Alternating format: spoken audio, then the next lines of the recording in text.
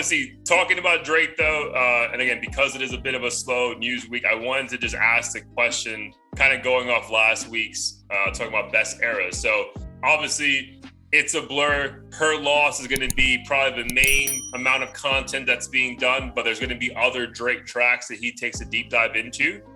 So I wanted to ask you, man, what's your favorite Drake era or Drake, I guess, album when you think about the overall catalog?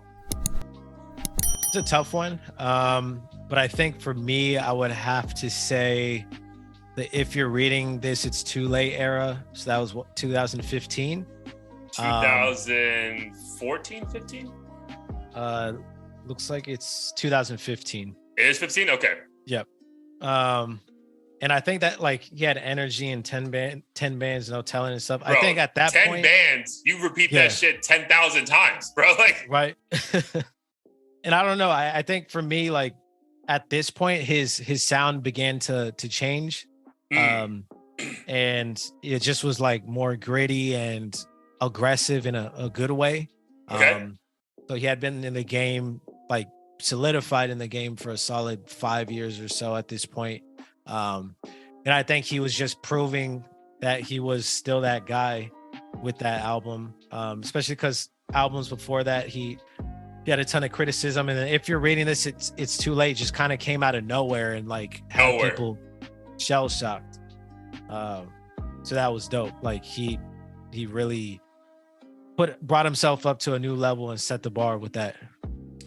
Dude, yeah, that's a great era, because I think 4 months later then he dropped What a Time with to Be Future. Alive. Yeah, What a Time to Be Alive, bro. So like at that point, Drake is riding a high that I think people in the moment didn't know how big it was, but you have to be like, oh shit, like this guy really is the guy.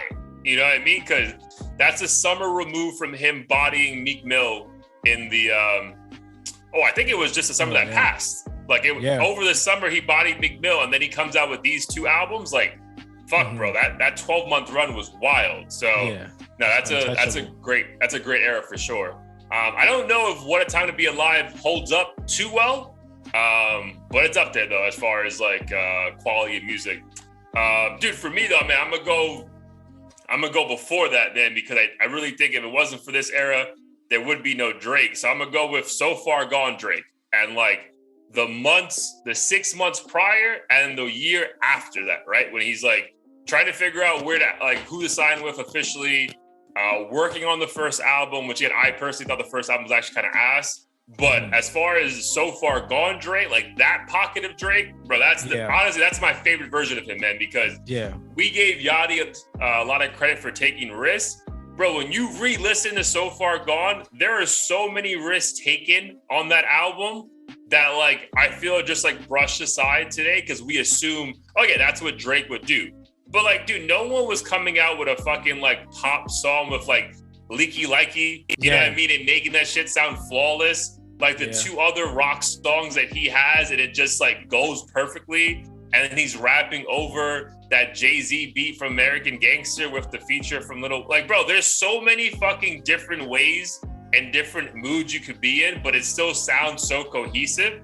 And for that to be a mixtape, bro, that just set the bar that like I think the bar was set so high that even after a very disappointing debut album, everyone was like, fuck it though. Yo, he's still the man, bro. Like, it's not a big deal.